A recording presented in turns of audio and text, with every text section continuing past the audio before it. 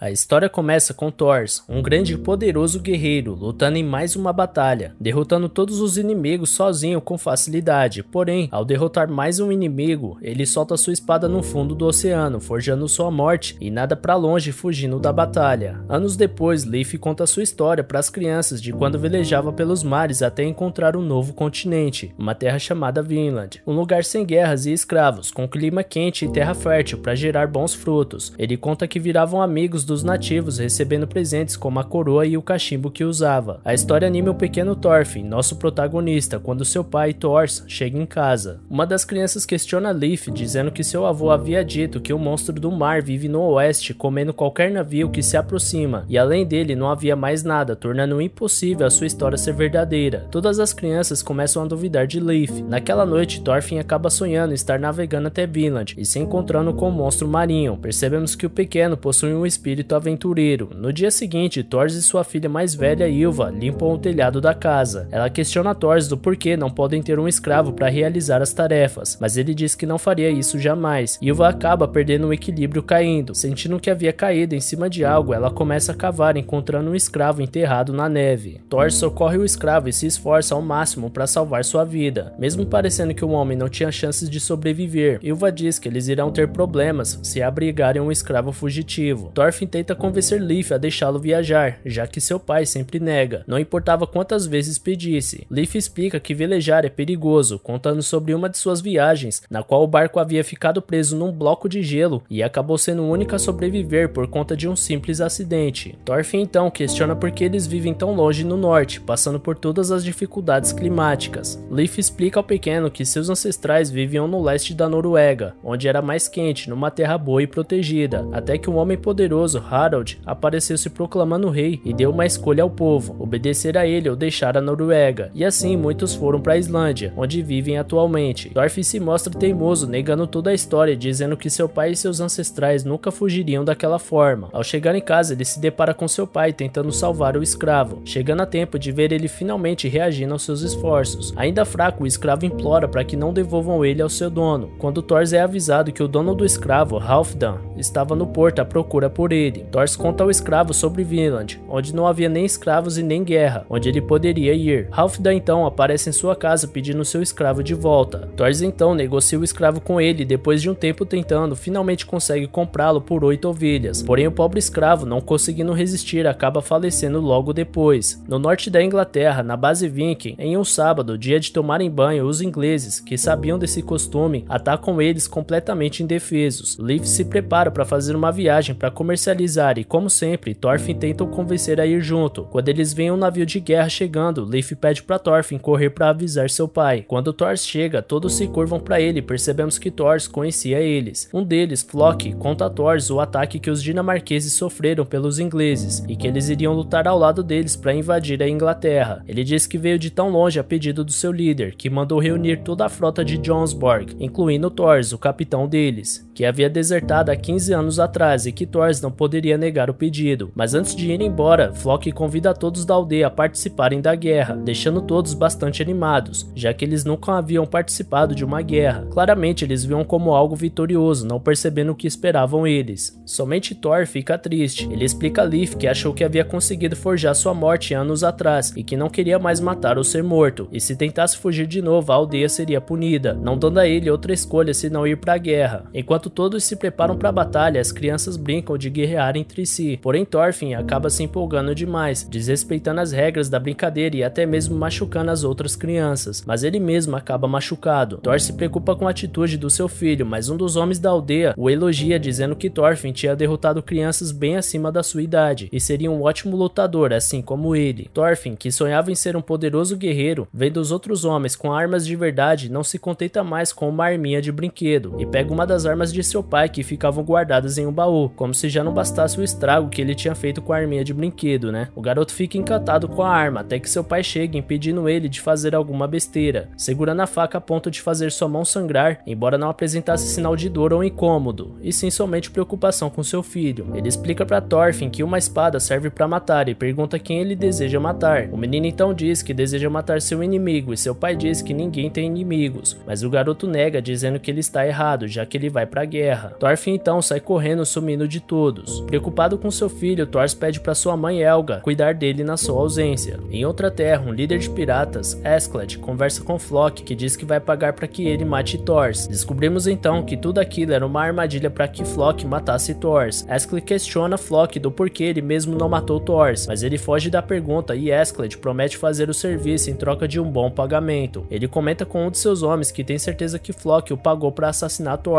por conta própria, e por isso ele mesmo não fez o serviço, já que poderia se meter em problemas indo contra o líder. Porém, pela boa quantia de dinheiro, ele iria fazer o que ele mandou, independente do motivo. Todos finalmente se despedem da aldeia para ir para a guerra, porém Thor irá levar somente 5 homens junto com ele, dizendo ser o suficiente, e Leif iria junto para ajudar na navegação. Uma moça da aldeia, preocupada com um dos homens, é tranquilizada por Leif, que explica o plano de Thor. Eles iriam para Noruega antes, com a desculpa de ser só uma parada, mas na verdade Thor planejava deixar todos para trás e partir para a guerra sozinho, e assim que Leif terminasse de comercializar seus produtos, iria trazer todos de volta em segurança, e por isso levaria somente 5 homens, sendo o máximo que o barco dele aguenta, já que Thor não queria levar ninguém mais junto dele para a batalha. Thor procura Thorfinn antes de sua partida, mas infelizmente não encontra seu filho em lugar nenhum, tendo que partir sem se despedir, mas quando estavam longe ele descobre que Thorfinn tinha se escondido no barco como tentativa de participar da guerra. O garoto fica todo empolgado ao ver o mar. Depois que seu pai castiga ele por ter ido escondido até lá, ele segue em viagem. Descobrimos que Thor,